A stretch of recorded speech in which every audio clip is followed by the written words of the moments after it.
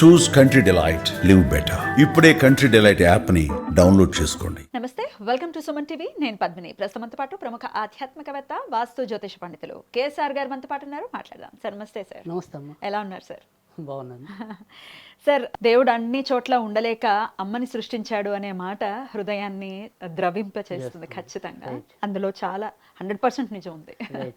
అమ్మ ప్రేమ అమోఘం. అది దొరకని వాళ్ళది నిజంగా అది ఒక రకమైన దురదృష్టంగానే అభివర్ణించాల్సి ఉంటుంది. అటువంటి పరిస్థితి ఎవరికి రాకూడదు. అలా రాకుండా ఉండాలి అని అంటే ఉన్నటువంటి తల్లిని గౌరవించటం అనివార్యం, చెయ్యాలి. అయితే శాస్త్రంలో ఖచ్చితంగా వినిపించేటటువంటి మాట మాతృశాపం అనేది వినపడుతూ ఉంటుంది. అదే తల్లి శపించడం ఏమిటి అనేది కూడా డెఫినెట్గా ఆశ్చర్యానికి గురి చేస్తుంది. దీన్ని అర్థం చేసుకోవడానికే మరి ఈ సత్యభామ వృత్తాంతం వస్తుందేమో అని అనిపిస్తుంది. నరకాసుర వధ ఆ విధంగా అంత తెలివిగా అడిగాడు, నన్ను తల్లి చంపాలి వచ్చింది. సో ఏమిటండి మాతృశాపం అంటే ఏమిటి, ఎందువలన ఏర్పడుతుంది, ఒక గ్రహస్థితి చూసినప్పుడు ఎలా కన్సిడర్ చేస్తారు, దీని నివృత్తి మార్గం ఏమిటి, ఈ విషయాలు ఒకసారి మీ ద్వారా తెలుసుకోవాలనుకుంటున్నాను. తప్పకుండా. అంటే ఈ మాతృశాపం అనేది కానీ పితృశాపం అనే దానికి రెండింటికి కొద్దిగా దగ్గర సంబంధం అనేది ఉంటుంది. అంటే ఏదైనా సరే తండ్రిని మనం అగౌరవపరచడం అనేది, తల్లిని అగౌరవపరచడం అనేది, ముఖ్యంగా మనం ఏదైనా సరే ఏవైతే మనకి ఒక 3 రకాలైన రుణాలు అంటే ఖచ్చితమైనవి, అంటే దేవరుణం, పితృరుణం, మాతృరుణం అనేవి. సో మనకి ఈ భూమి మీద బతకడానికి ఒక శక్తి ఇచ్చాడు కాబట్టి దేవుడికి సంబంధించిన రుణాన్ని మనం తీర్చుకోవాలి. తర్వాత మరి జన్మనిచ్చిన తల్లిదండ్రులు కాబట్టి వాళ్ళ రుణాన్ని తీర్చుకోవాలి. అలా 5 రకాల రుణాలు చెప్పినప్పటికీ కూడా ఇందులో ఈ 3 రుణాలు బాగా ప్రధానమైనవి. ఈ రుణాలు మనం తీర్చుకోవటం అనేది మన బాధ్యత.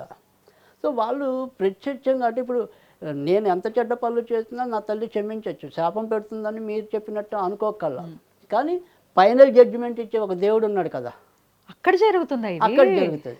అంటే వీడు పాపం తల్లిని నానా రకాల హింస పెట్టాడు, పాపం నోరు లేనిది కాబట్టి ఆవిడ పడుంది, ఆవిడ ఊరుకున్నా నేను ఊరుకోను కదా. ఎగ్జాక్ట్లీ. సో అది మన కర్మకి అక్కడ ఎన్ని మార్కులు వేయాలో అక్కడ అన్ని మార్కులు వేయటం అనేది అది ఆటోమేటిక్గా సాగిపోతుంది. సో అంతే తప్ప తల్లి తిట్టుకుందా, తల్లి చెప్పించిందా అంటే చాలా రేరెస్ట్ కేసెస్లో జరుగుతుంది కదా. ఇప్పుడు అంతే నిర్దాచినంగా పిల్లల్ని వేరే సంబంధాల కోసం చంపేస్తున్న వాళ్ళని కూడా చూస్తున్నాం. ఈ తల్లుల గురించి మనం మాట్లాడటల్లా. అమ్మో, తల్లి ప్రేమలో ఈ అవకతవకలు వస్తే ఎలా చిన్న పిల్లవాడిని బస్ స్టాండ్లో వదిలేసి వెళ్ళిపోయిందో మహాతల్లి. ఆశ్చర్యానికి గురి చేస్తుంది ఇటువంటి చర్య కదా. ఇదైనా శాపం కింద చూడొచ్చా? అదే తల్లి అనేది జాతక రీత్యా చూసినప్పుడు ఏంటంటే ఖచ్చితంగా రవి తండ్రి కారకుడు అని మనందరికీ తెలుసు. తల్లి అంటే చంద్రుడు అనేది కూడా మనకి మాతృకారకుడు అని తెలుసు. సో ఖచ్చితంగా చంద్రుడి యొక్క శాపమా, చంద్రుడి యొక్క లాభమా, చంద్రుడి యొక్క వరమా అంటే అది చంద్రుడి బట్టే ఉంటుంది మన జాతకంలో. సో చంద్ర రాహులు కలిసిన శాపం ఉన్నట్టే మాతృశాపం. చంద్రకేతువులు కలిసినా కూడా శాపం ఉన్నట్టే. తర్వాత చంద్ర రాహులు కలిస్తే ఒక్కోసారి అన్య జాతి కూడా కలవచ్చు, అంటే బీజం వేరేది కూడా ఉండొచ్చు. సో అందుకని అక్కడ కూడా దోషం ఉన్నట్టే. లేదు పుట్టిన కొద్ది రోజుల్లోనే తల్లిని పోగొట్టుకునే వాళ్ళు ఉంటారు, అలా కూడా తల్లి శాపం ఉన్నట్టు, అంటే మాతృశాపం ఉన్నట్టే. అంటే ఎవరికైనా సరే జీవితంలో తల్లి యొక్క అండదండలు సరిగ్గా లభించకపోవటం, లేదా తల్లి ప్రేమకి నోచుకోలేకపోవటం, తల్లి ద్వారానే చెడు జరుగుతూ ఉంటాం. అంటే ఇప్పుడు మనం అదేదో చిన్నరాజు అనేది సినిమా వెంకటేశ్వర ఉంటుంది కదా, తల్లి వాడికి శత్రువు అవుతుంది. ప్రత్యక్షంగా సవితి తల్లిలండి అసలు ఏదైనా కానీ ఆ తల్లి అంటే ఇప్పుడు నన్ను దగ్గరుండి పాడు చేసింది అనుకోండి తల్లి, అది కూడా అవయోగమే. కరెక్ట్. మనకి మంచి నేర్పాలి కదా తల్లి అన్నాక.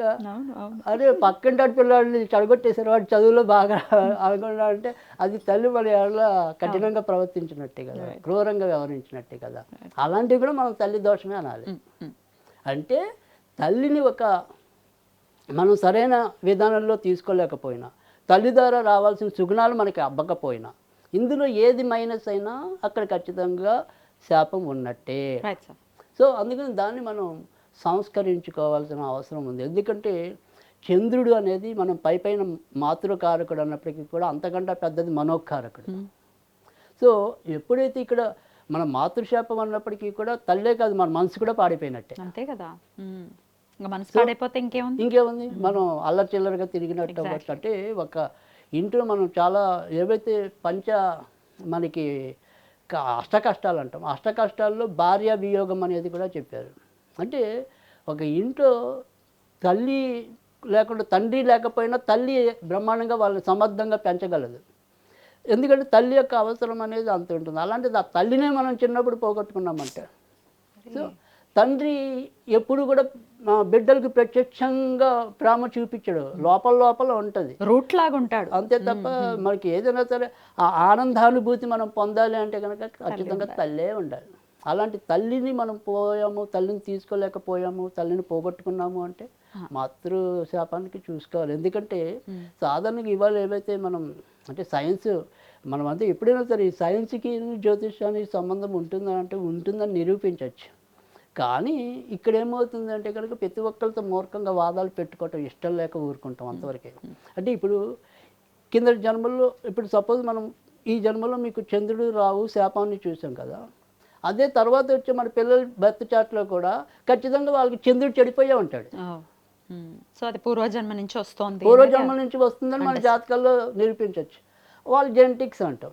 అంటే ఇప్పుడు మీ అమ్మగారికి మీకు ఎక్కువ పోలికలు ఉన్నాయంటే మీ అమ్మగారి జాతకంలోనూ మీ జాతకంలో ఎక్కడో కొన్ని సిమిలర్గా ఉండే గ్రహాలు ఉంటాయి, గ్యారంటీగా చూసుకోవచ్చు, మీరు కనిపెట్టచ్చు. సో అది ప్రాక్టికల్గా ప్రూవ్ చేయొచ్చు మనం. కానీ వీళ్ళు అనేది ఏంటంటే ఇప్పుడు 100 మంది ఉన్నారంటే మీరు 100 మందికి చూపించండి అంటారు.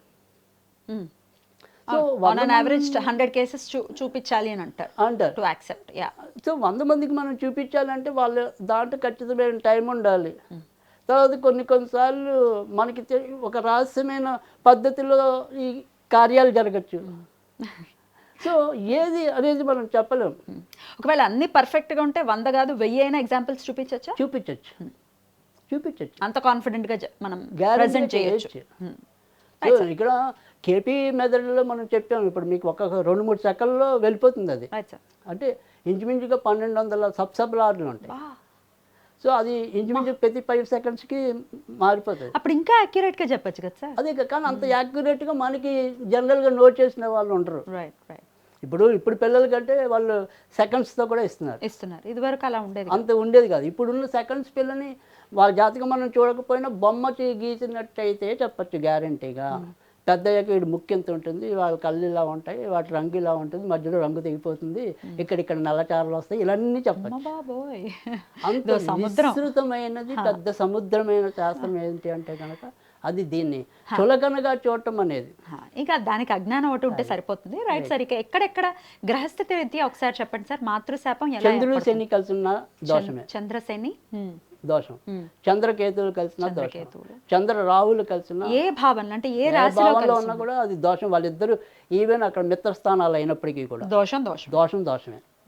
ఇంకా ఈ 3 గ్రహాలు, ఈ 3 అయితే పెద్ద దోషాలు ఉంటాయి. తర్వాత మనం ఇందాక అంటే ఏదైనా సరే ఈ సర్పదోషం వాటిలోకి వచ్చిన చోట్ల మనకి అంటే 4వ ఇంట్లో రాహు కలిసినప్పుడు కూడా లేదా కేతువు కలిసి సంపూర్ణ కాలసర్పదోషం ఏర్పడినా కూడా అక్కడ మాతృ సంబంధించిన సుఖం తక్కువే ఉంటుంది. Right sir. ఇంకొక ప్రశ్న సార్.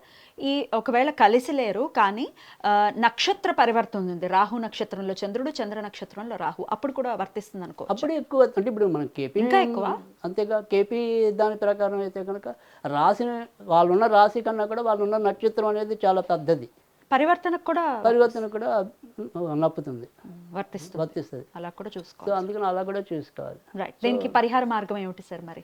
అంటే ఇక్కడ మనం ఎప్పుడైనా సరే ఏదైతే సుఖం తక్కువ ఉందనుకున్నామో దానికి సంబంధించిన వరకు మాతృ సుఖం అంటే ఇప్పుడు సపోజ్ నిజంగానే మనకి తల్లి లేదనుకోండి, తల్లి సమానురాలని గౌరవంగా చూడటం అనేది ఒక పద్ధతి. లేదు తల్లి యొక్క సోదరులు ఉంటారు కదా, పిన్ని గారు లేదా పెద్దమ్మలు ఉంటారు కదా, వాళ్ళతో మీకు ఏదైనా సరే సయోధ్య కనుక ఉంటే కనుక కొద్దిగా సోమవారాలు అప్పుడప్పుడు వెళ్ళి వాళ్ళ పాదాలు కడిగి వాళ్ళ యొక్క బ్లెస్సింగ్స్ తీసుకోవటం అనేది ఒకటి. తర్వాత రెండోది ఏంటంటే ప్రత్యక్షంగా మనకి ఏదైనా సరే తల్లి అంటే ఇప్పుడు వీళ్ళు ప్రత్యక్షంగా కనపడేవాళ్ళు, కంటికి కనపడింది ఏదైనా సరే తల్లి పూర్వకమైన దేవత ఉందంటే అది లలితా త్రిపుర సుందరే.